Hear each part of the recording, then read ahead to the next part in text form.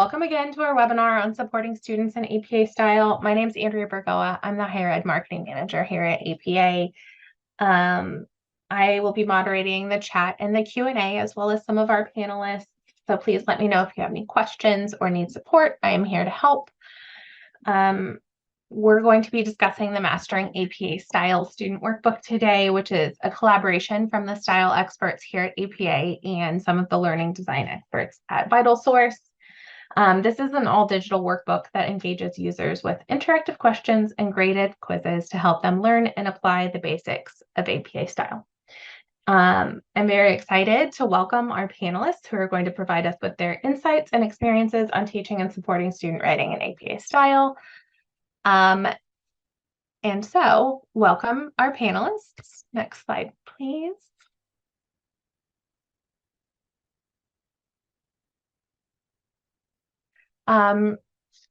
So we have Samantha Denany, the development manager for APA style here at APA. We are also joined by Chelsea Lee, who is an instructional lead in APA style here at APA.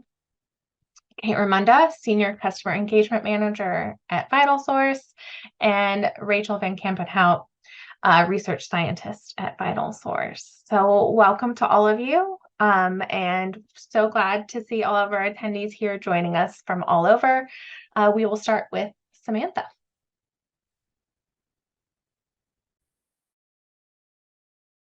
Thank you, Andrea. Next slide, please, Kate. Awesome.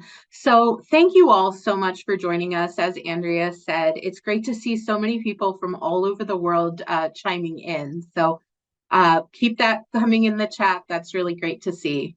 So today we're going to talk about why we created Mastering APA Style, which you'll probably hear us refer to as Mastering or MAS 7. We'll talk about teaching the foundations of APA Style in Mastering. Then we'll talk a little bit about the learning science behind VitalSource's Acrobatic platform, which is the platform that the Mastering APA Style Student Workbook was built on. And then Kate's going to dive into a demo where she'll be able to show you some of the features of Acrobatic and Mastering APA Style along with it.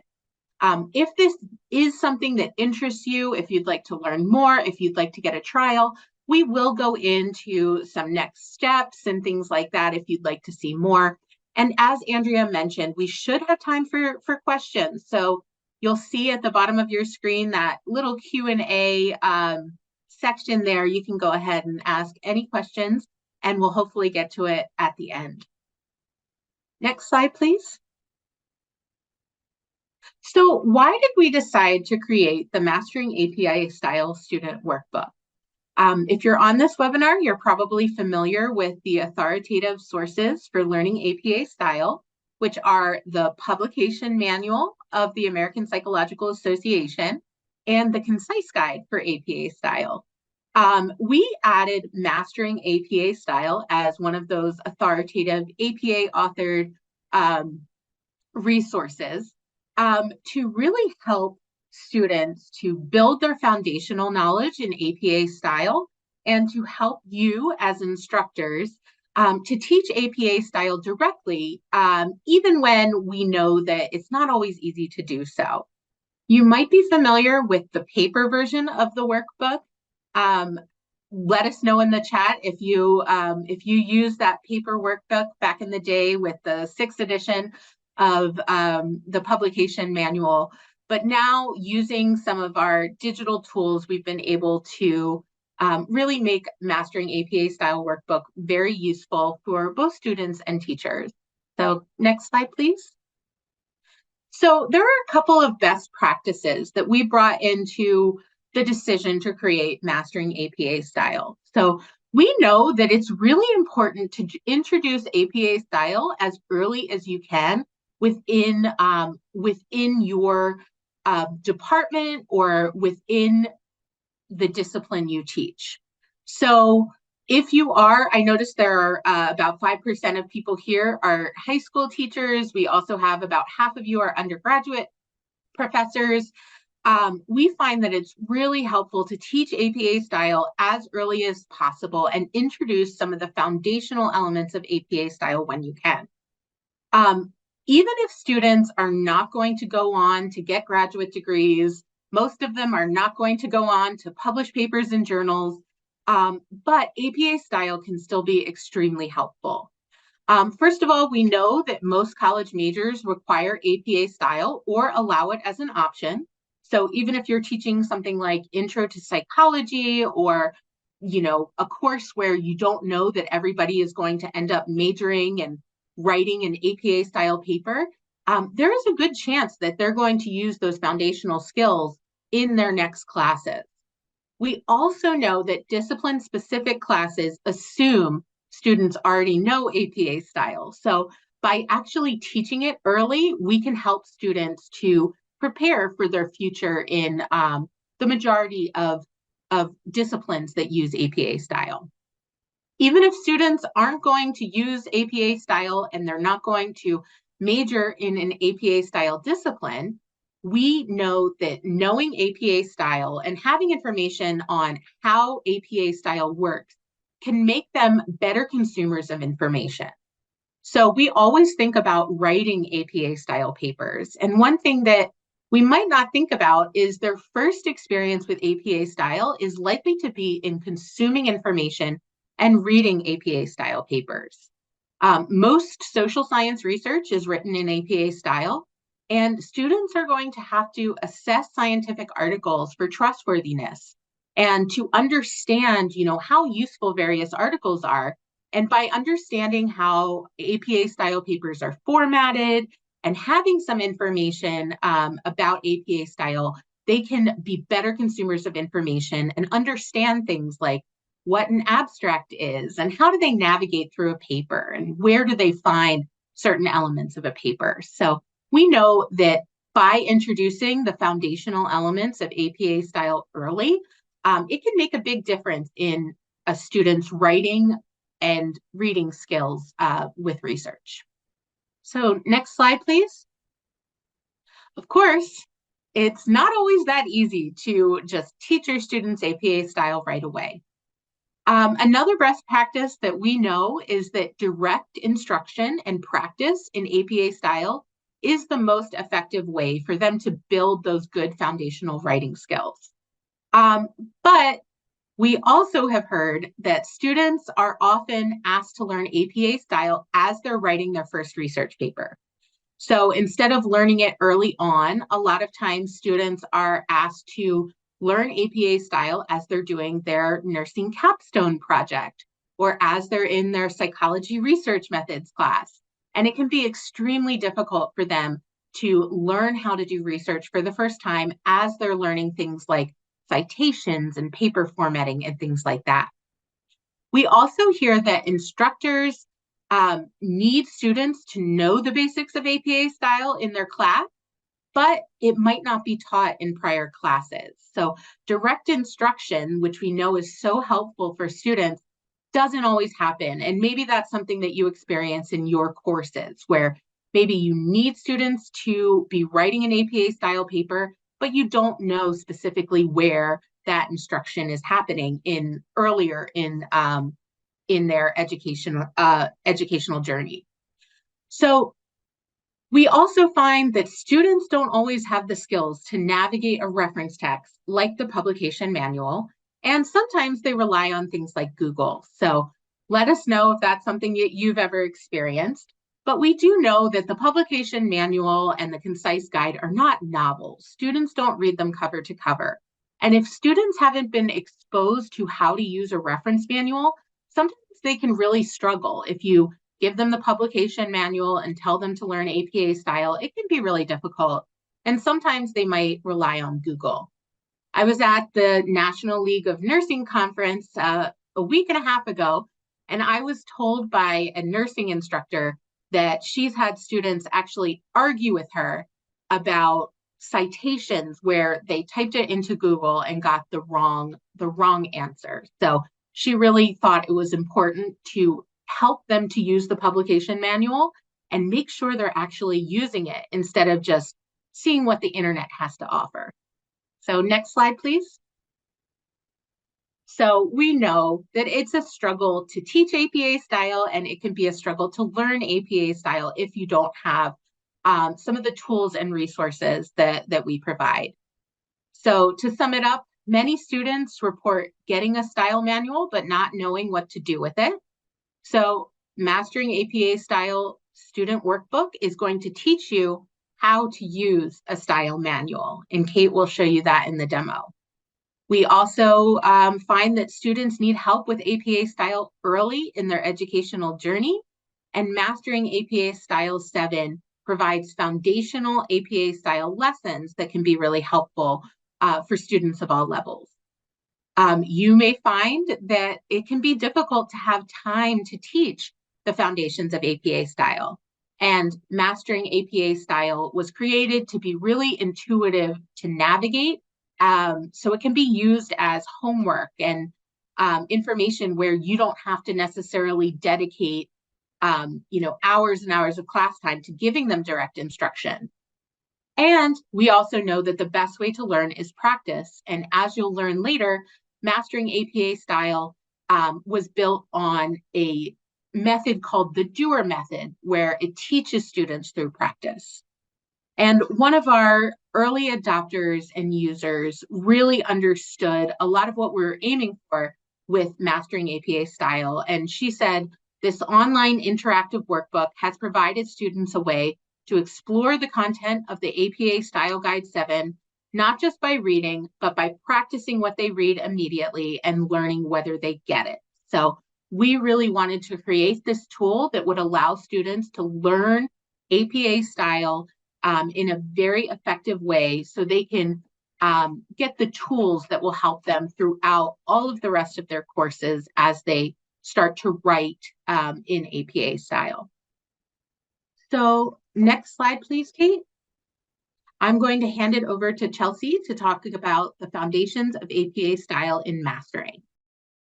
Thank you so much, Samantha. So what I'm hoping to accomplish next is to connect the dots for you for how what's in our style manuals is presented in Mastering APA Style. So you can see how those two things work together.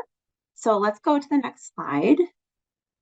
So how it works is that Mastering APA Style is walking you through from beginning to end of APA Style. As Samantha mentioned, it's an all digital workbook. It's only online. A long time ago, we used to have a paper version, but we don't have that anymore. And the content that's in Mastering APA Style parallels the content that's in the Concise Guide to APA Style. So the Concise Guide is our version of the manual aimed at undergraduate students. And the content that's in there is itself like a subset of the content that's in the publication manual. And you can use Mastering APA Style with either of the style manuals. The experience will be the same either way. We've heard that some professors prefer using the publication manual even with their beginning undergraduate students, because they're forward-looking and thinking the students, might be going on to a career where they do research and will do professional publication. So if that's the case for you, this is still a good choice. The Concise Guide focuses just on the papers and doesn't get into the nitty-gritty of conducting experiments, publishing, for professional publication. It doesn't get into that, but otherwise the content in the books is the same. It's just it's divided up a little bit differently. Let's go to the next slide. So the modules that are in Mastering APA Style mirror the steps of the writing process. And this is also the order that they're presented in our style manuals, that they mirror the steps of the writing process. So Mastering APA Style has 9 different modules. They are about student papers, about writing style and grammar, about bias-free language, punctuation lists and italics, spelling capitalization and abbreviations, numbers and statistics, tables and figures, works credited in text, and the reference list. And it can seem like a lot when you're just starting. And the ones that are highlighted in yellow on the screen, which is student papers, bias-free language, works credited, and reference list, are some of the ones that we've identified as being great places to start. That they are really vital areas of APA styles. So if you're looking to like customize your experience, or like you want to assign as homework, which parts do you start with? Those are great ones to start with. Let's go to the next slide. So as you'll see in a few minutes when Kate gives us the tour of the workbook itself, the workbook is really interactive, and it makes it much more engaging than just trying to read a reference manual, which is, like Samantha mentioned, it's not meant to be read like a novel. And so the experience that the workbook is creating is having a question posed to you. You probably don't know the answer yet because you're just at the beginning of your APA style journey, and it tells you where to look in the style manual to find the answer. And as you give your answer, it's going to give you feedback in real time, so you can build on your learning as you go. We also have opportunity for graded assessments as well. There's quizzes that relate to each of the modules. We also have learning objectives for all of the modules that are very granular. So as an instructor, you can look through and identify the areas that the students will be working on and really get a good view of what they're going to be working on. Furthermore, the modules all end with an opportunity for self-evaluation for the student to sit back and be like, did I get it? What areas do I need to do more on? And then finally, as I had mentioned, the workbook tells you where to find the answer in the form of hints. And you'll see that in the tour when Kate shows you, but it really makes the process of looking up what the answer is much more seamless. And we have opportunities that you can use it with a paper version of the book, and we have it integrated as a bundle with ebooks that you can do it all on the computer as well. So you have both of those options available to you, as you'll see and later in the presentation. So now that I've talked about how APA style is sort of packaged into this workbook, we're going to hear from Rachel, who is going to talk about the learning science that goes into the platform. Thank you so much. So my name is Rachel Van Kampenhout, and I'm the research scientist here at Acrobatic and VitalSource. So let's just start a little bit around the background behind Acrobatic and learning science and how all of this came to be. So Acrobatic was actually a startup formed out of Carnegie Mellon's Open Learning Initiative. And at the Open Learning Initiative, they had spent over a decade researching the most effective ways to learn online, right? So they took all of this really great cognitive science research from Carnegie Mellon. They really focused at the Open Learning Initiative on the best ways to learn online. And Acrobatic came from that research. So the courseware that we developed is really based on the same kinds of courseware that was researched at Carnegie Mellon.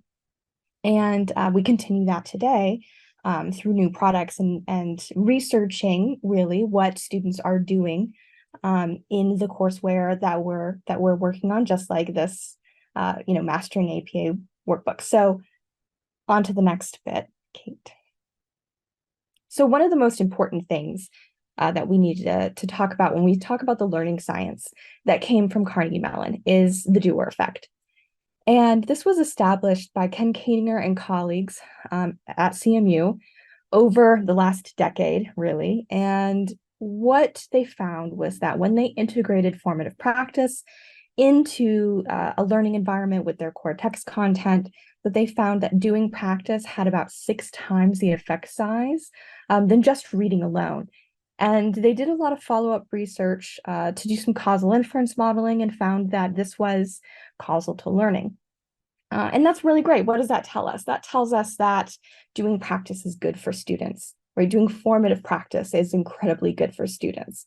Being able to get immediate feedback, being able to use hints, being able to go back and reference content, these are all things that help the cognitive process of learning, help students move things into long-term memory from just, fresh new knowledge. Now, it's also good to note that we've been able to replicate these doer effect findings in our acrobatic courseware. So we have publications as well. Most recently this year presented at Learning Analytics and Knowledge, right? Where we're able to do the exact same research that Ken Kittinger and colleagues did and found essentially the same results, which is wonderful because that means this is a generalizable thing, right? Different students, different universities, same effects. So this all really just means that what we want to do is we want to get students in, we want to have them doing formative practice, we want to have them getting that immediate feedback and trying again. And we do find that by looking at the data, most students will continue to try and to try again until they get the answers correct. And that's part of the learning process that's incredibly beneficial for them. So, as we're going through and talking about the workbook you're about to see, oh, lovely demonstration from Kate, keep that in mind that as we're going through and students are looking at their learning objectives, they're thinking about the practice, and if they need to, linking back and looking at the APA manual, that they're working on integrating that knowledge and hopefully learning more efficiently and effectively.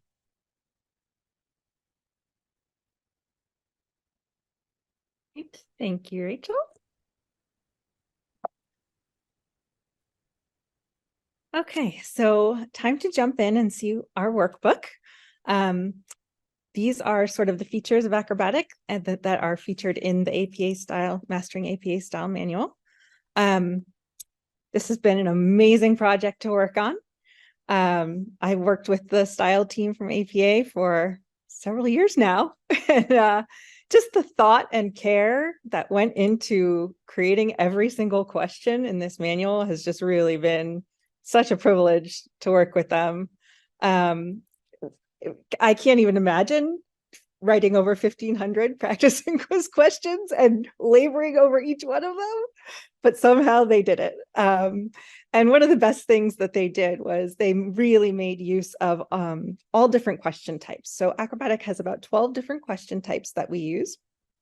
As Chelsea and Rachel mentioned, there is instant feedback in using the formative practice. And then also in the grade practice, students can go back and review their attempts. The other great thing about acrobatic is it's easy to communicate with students. It has easy to use analytics, and I'll show you that in a little bit when we get to our learning dashboard and gradebook. So let's jump right in to our workbook. So this is the Mastering APA Style Student Workbook. It can be used directly through acrobatic, or it can also be integrated into your LMS. If you're using LTI 1.3, we can do automatic grade sync. Otherwise, it's just a one-click gradebook export to LMS. So I will just start off showing you, these are the 9 modules that Chelsea was talking about. And we'll just give some quick examples of what we can see in formative practice. Sorry, my video's in the way here. There we go. These are basically, you'll see the learning objectives at the top of every page.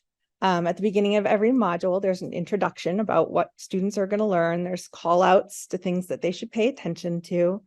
And then they jump right into the formative practice. So you'll see there's multiple choice. We have these little annotations that pop up that they can click on. We have different choices. We have drop-down menus. We have drag and drops. We also have, for the drag and drops, we have an accessible mode. So we can choose this way instead of a drag and drop. And we have, this is from our bias-free language module. Again, it has all different question types. And one of the cool thing is here we have our hints. So whether you adopt the manual standalone, if it's just the workbook you've adopted, you'll see a text hint here. It'll just say, see the Concise guide or see the publication manual. If you choose to bundle it with either the Concise guide or the publication manual, you'll see the corresponding link right here. So I don't know the answer to this. Well, I mean, I do, but you know. So all you have to do is click that link and it automatically takes you into the ebook exactly where it's supposed to. So they can read, go back, try again. All of these questions have unlimited attempts, so they can keep going until they get it right. We have submit and compare. We have drag and drops. I'll do sort of this to show you how it does. You get the instant feedback.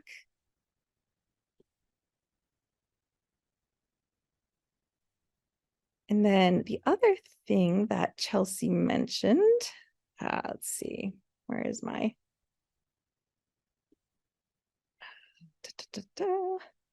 I had it in here somewhere, is at the end of each module, we have before you continue. And this is really interesting to me, how they made use of this. So as Chelsea mentioned, there's learning objectives, but every single question, both formative and summative, are linked to a specific learning objective, all of the questions. So when they get to the end of the module, the student's going to go in and they're going to say, am I confident about this? Can I do this? Maybe if I had help. No, I can do it on my own. So they're going to go in and they're going to fill out this survey. And in addition, at the bottom, they can also write in here, what they're struggling with or what other questions they have. And the information that the student puts in here goes directly to the instructor in the instructor dashboard, which I'll show you in a minute. So we had our formative practice, and now we have our summative graded quizzes. So this is one from the Works credited module. What happens is the student will click, get to the quiz that they've been assigned. If you're an instructor, you'll see these instructor tools here. Click on settings. So these are all the sort of the customizations you have. You can choose the number of attempts. You can set a time limit. You can open and close the quiz at a certain time and date. Just like that. You can also set exceptions for students that need extra time. So once the roster is built, you can just type in the student's name here and add on the exceptions for them. And then obviously you get your answer key. So this will show you all of the incorrect and correct answers for all of the questions. One thing I should mention is really great. Each quiz has a pool of questions.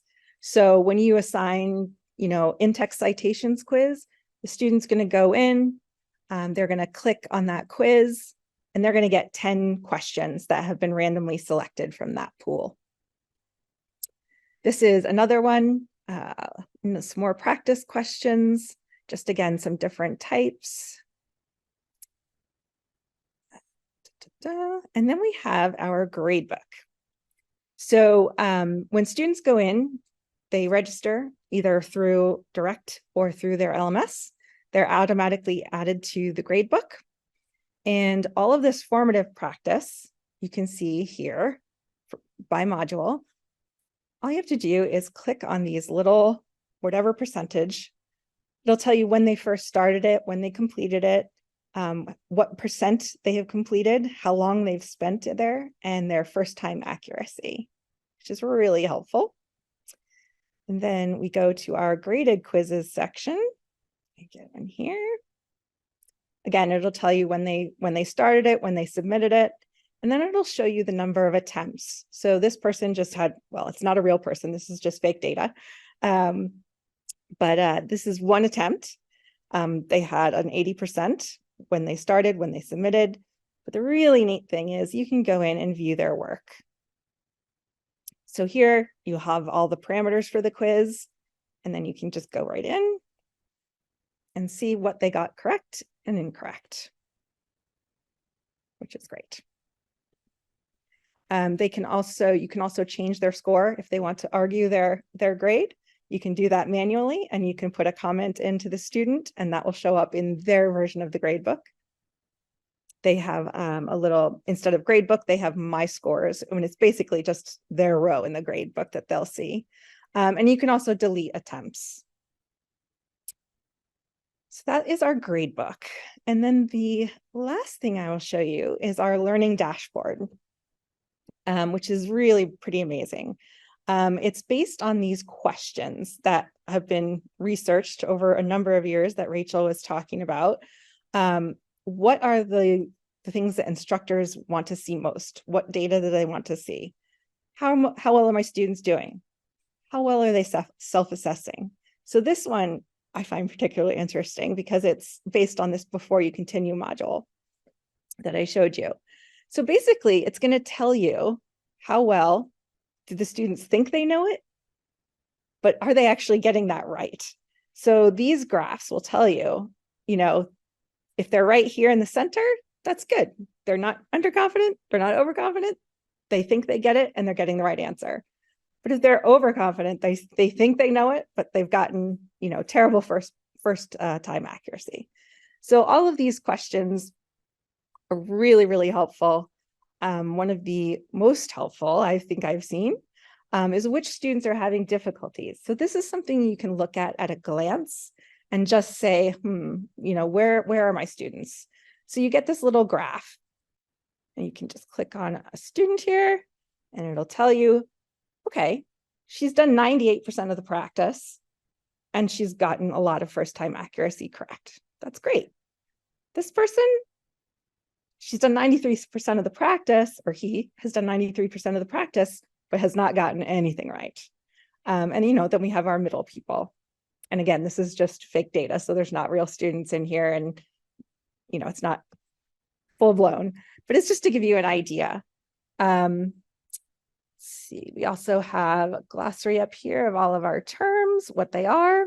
It'll tell you how everything is graded, what all the different terms mean in the analytics.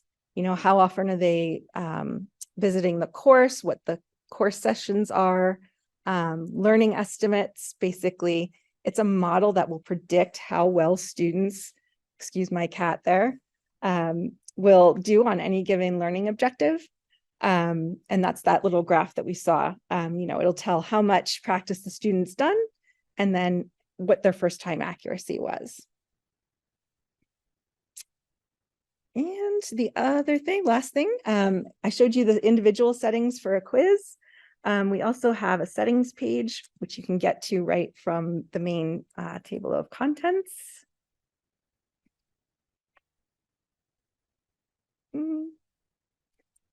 Back.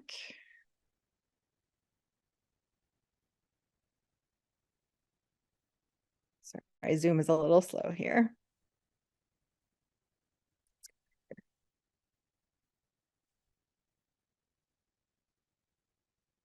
So here we have all the instructor settings. You can allow late work or you can turn it off. You can, as Chelsea mentioned, 9 modules, it's a lot of information. It can be a little bit overwhelming. So if you are only focusing on a certain number of them, you can go right in here, choose the ones you want to have available.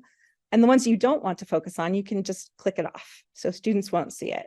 You can also just have them focus, one week at a time. So you can make this content available at any time, or you can open it at a specific start date. Oops. Cancel. And you can do the same thing with the quizzes. If you just click this quiz button here, it will automatically select all of the quizzes. And then you can edit your selections. And here again, you can edit the number of attempts, you can put a time limit, and schedule quizzes.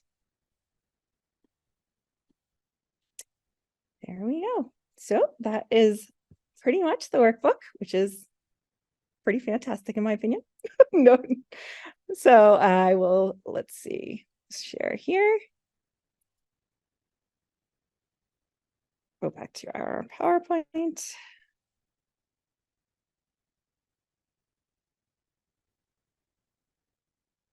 And we have our next steps. Thanks so much, Kate. And if anybody has any questions, as I mentioned, after we're done going through some next steps, we'll have plenty of time to answer any questions. So you can feel free to get those into the Q&A. So if this is something you would like to see more of, we'd be happy to share a trial with you. So if you can go to the next slide, please. So some things to think about is we have a free 60-day educator trial. So if you are a teacher, this is the best thing for you to do, whether it's maybe you can see everything about the Mastering APA Style Workbook. You can go in it, take it yourself. If you are a student or if you're looking at it for your own personal use, you may not be able to get the trial, but we do have a sample workbook that might be a good option for you, which we can send you more information about. So if you would like to get that trial, you can go ahead and capture that QR code, or Andrea put the link a little bit earlier in the chat, so you can find that in the chat. And then another thing to think about, especially if you are an instructor, is potential bundling options for the Mastering APA Style Workbook. So Chelsea talked about this earlier, and Kate did as well. But the Mastering APA Style Workbook could be used as a standalone, where you have the online workbook, but your students are using their paper copy of the publication manual or concise guide. Or you can bundle Mastering APA Style with an electronic version of the publication manual or the concise guide. So as an instructor, if your students are going to be, getting the pub manual or the concise guide for the first time, we really recommend bundling, just because you can take advantage of those hints links that Kate showed, which are really going to teach them how to use a reference book. So they can have that experience of having that question posed to them and then having to look up the information in the manual, which is really helpful. So that's something to kind of think about in the back of your head. Do you want them to be using the concise guide? Do you like the publication manual, or do you want them to have that paper copy? All of those options are available. Another thing to think about is it is possible to integrate Mastering APA Style with your learning management system. So I know some people like to go directly from Canvas or Blackboard to their, the different things they're using, and they like the grades to automatically be passed back. That is an option for you as well. And if you have any specific questions about, how would I use this in my school, or, I know for a lot of you, you might have a very specific class you're thinking of or something like that. You can reach out to our colleague Jennifer at jyanko@apa.org. So you can just grab that email, ask her about your specific situation, and she will be happy to get back to you. Next slide, please. So we wanted to just make some pricing information clear, because generally those are the questions that are going to come pouring in is, okay, what does this cost? And you guys know that as APA Style, we are looking to make our products as accessible as possible. So Mastering APA Style, together bundled with the concise guide, ranges from about $35 to $45, depending on if you want students to have access for one semester or have it for the life of the 7th edition. And similarly, the publication manual combined and bundled with Mastering APA Style is between $40 and $50. And if you want them to use their paper copy of the manual and just have the workbook, the price is even lower. So it's something where we know textbooks are can be very expensive, and this is something that can really help with their writing in every course that they go into. So we feel that it is pretty accessible for students. Somebody asked in the Q&A before if it's possible to purchase, you know, as an institution. And yes, that is possible. And you can reach out to us and we can help you with specifics related to your school. So next slide, please. So we have plenty of time for questions. I think our goal was to end at 3:45 and we hit that up perfectly. So yeah, please let us know any sort of questions in the Q&A. Yeah, Samantha, I think one of the questions that we had in the Q&A was about accessibility and access to screen reading technology. So I don't know if anyone wants to speak to the overall accessibility of mastering APA style and acrobatic and compatibility with screen readers and read aloud technology. We do have a VPAT available for anyone who wants to see it. That it is specifically done for acrobatic, and it was actually tested with the APA manual product. And as I showed, so you know, some of the drag and drops and the other more interactive engine questions, we have those accessible versions available. And I did just look through the VPAT, and it is compliant with screen readers that you might be using. So it can be a good option if you have students who do need that support. Mm-hmm. We had a question about if it's able to be used internationally, specifically in Europe. Hey, Rachel, are there any issues with using acrobatic in other countries? Okay. Nope. All right. This was already answered in Q&A, but I thought maybe we could answer it live. Is there any consideration of generative AI grading?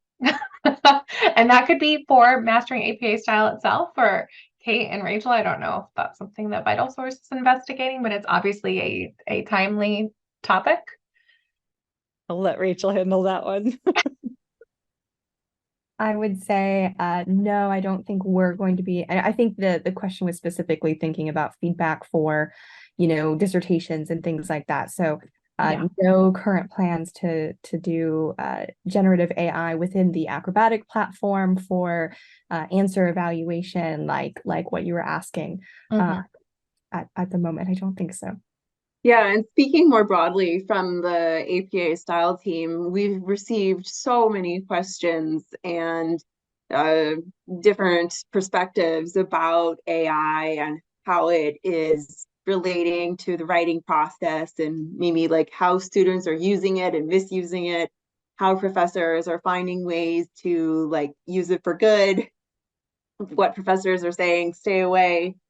And so if you have an experience that you want to share with us, we love hearing about it. Our APA style expert email is styleexpert@apa.org is where you would be welcome to send any information about that. For right now, as far as generative AI and APA style is concerned, we have a blog post on our APA style blog about citing ChatGPT. And it's an interesting question because people say, how do I cite ChatGPT? But what they actually mean by that question can vary quite dramatically. Sometimes they mean, I got the AI to write my whole paper for me. Is that allowed? And how do I cite it? And like, that's a whole can of worms that like probably you weren't supposed to have the computer write your paper for you. And there's lots of variables that are operating when it comes to that. I'll share the link to that blog post in the chat as well. Also, we do know that these tools are always evolving, but as of now, if you ask ChatGPT, how do I cite this in APA style? We do not we do have no guarantees that whatever comes out will be correct. So just be aware of that, because it can look very, very official and look like it's correct. Yeah, the stories about it hallucinating are true. I also shared a link in the chat of in August, we did a webinar on generative AI and critical thinking in higher education. So anyone who is interested in that topic, we have actively been having that conversation here at APA. So we would love for you to check that out. I think there was also mention of if you are looking for something, a tool to write with and to check your writing. Academic Writer, which is another APA product, does have a check your writing feature, and it can be accessed directly. Let's see. Will this recording be shared? Yes, this recording will be shared via email and will also be on the APA Style YouTube page. I'll be sharing that with Tim right after this.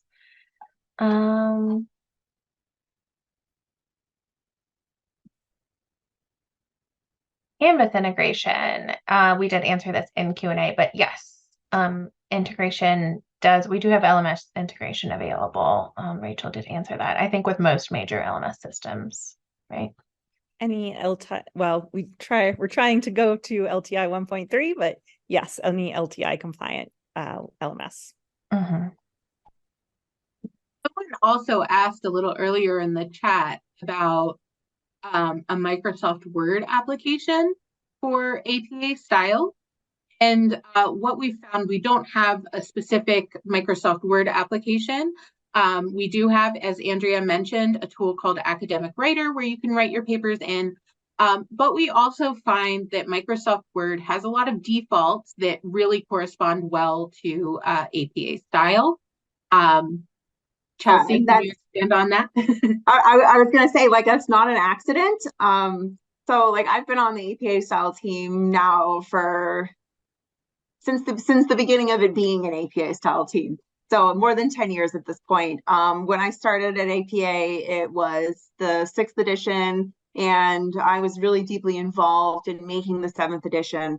And when we looked to update the guidelines for the 7th edition, this would have been in like 2019, we are trying to make it easy to use. And so knowing what kinds of tools people are using to write is important. And we want you to use the features of your word processing software to write your papers in APA style.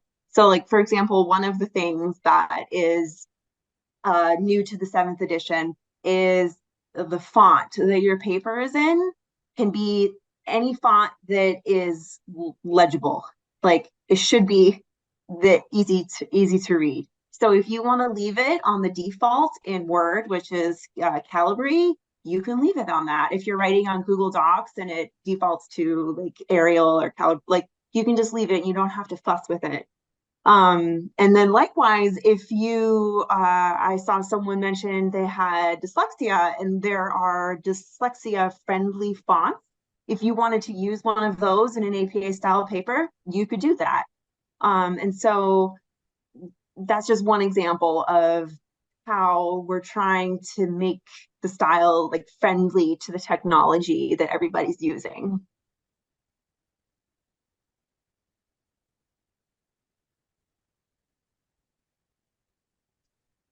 I just saw a question in the chat about APA style for writing about qualitative textual data, and I will drop the link in the chat that has the answer to that question.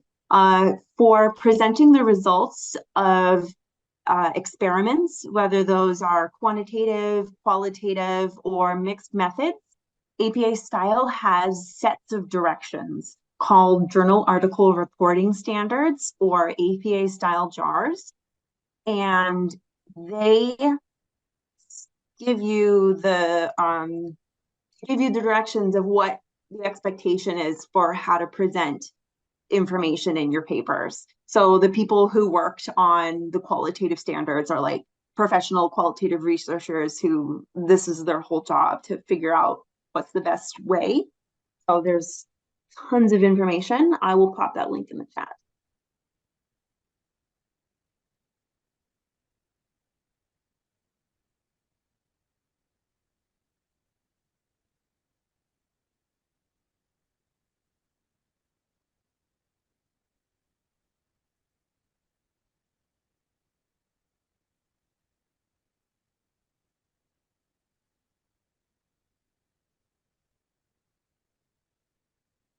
And again, the webinar recording will be available in a few days as soon as it processes and we're able to upload it again on the APA Style YouTube page, as well as a link will be sent to you via email.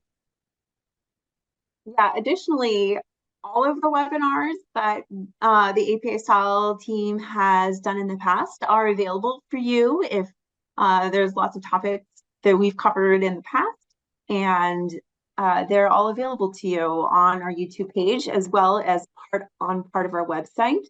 So I'm going to pop another helpful link in the chat, and that page is to our instructional aids page. Instructional aids is all of the free stuff. It has tutorials and webinars is one of the main links off that page. It's got the handouts and guides, which are PDFs, and it's got sample papers.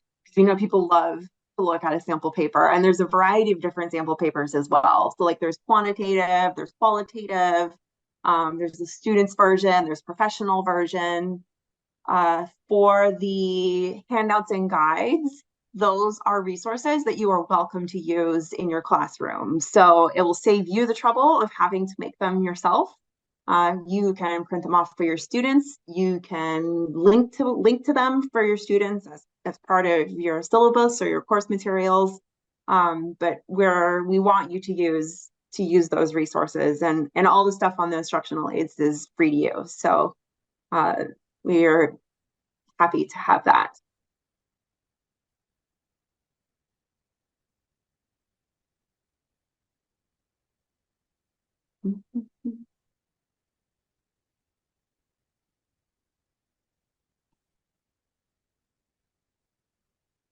Samantha, can you think of anything that people ask you about mastering APA style and other products, like when you're at conferences, that comes up that you think would be good to chat about with this audience? I think some of the main things that come up are just the general idea of a lot of times instructors say that their students don't purchase the manual, which as APA kind of want to pretend I'm not hearing, but you know, there are lots of ways to get it, whether it's used, sometimes the library has it, you know, things like that. But mastering APA style can really teach students how to use it effectively, which is something they can build on as they go forward. So, you know, just knowing how to use the publication manual and being familiar with it, if you were introduced to it with mastering in your introductory course or in an orientation, you're going to have those skills to use when you go forward and you're actually writing a paper in graduate school or something. So those are some of the things we hear quite a bit. We know it can be hard to really make sure your students are building on some of those foundational skills, which, you know, it's not always their favorite thing, which is surprising to me, of course, and I'm sure Chelsea. Yeah, it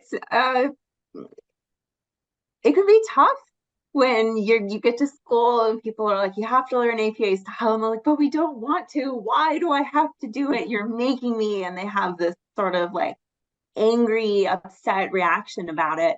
Mm-hmm. And I get it. And so we're trying to make it so that it walks you through. And the workbook is really thorough, which is good because it's thorough, but also it has the flip side of that, where you're like, perhaps it's too thorough. Will this, take longer than I have time to allocate. And so instead of thinking of it as being all or nothing, I think thinking about it on a more granular level, being like, what skills do we really want to focus on? And just finding the spot that has those skills and practicing those skills is the way to approach it, because you can only ever do like one thing at a time. And so like maybe your students are writing citations. Like there's a section in the workbook where it gives you the reference list and it says, what's the in-text citation that goes with this? And you have to type it in the box. And you have to do it correctly for it to be accepted. And like that requires you to go look at how it is and to be detail oriented. And so I think that it encourages students to like focus, pay attention, do this one task, and then you do the next task. And then over time you start accumulating and you accumulating the knowledge, and you remember. Because like when I started with APA style, like I didn't know very well. I had to look everything up. I had my manual filled with Post-it notes to help me find stuff. And over time, I just looked it up less and less. And this is what the workbook makes you do, is makes you go look it up. And then over time, you remember.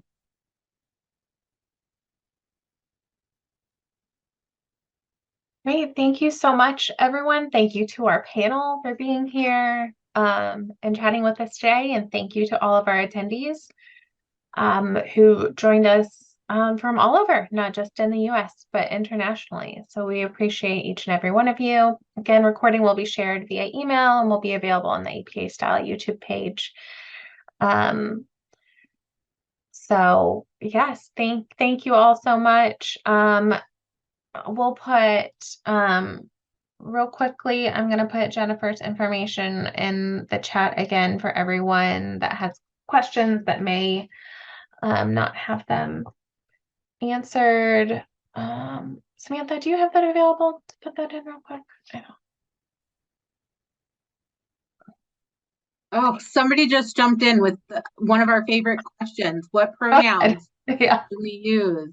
Oh, just ask And them. it was answered, yes. For a trans man or trans woman, we would use the pronouns they prefer. And Yeah. for someone who uses the they them pronouns, we would use those. Yep, just ask.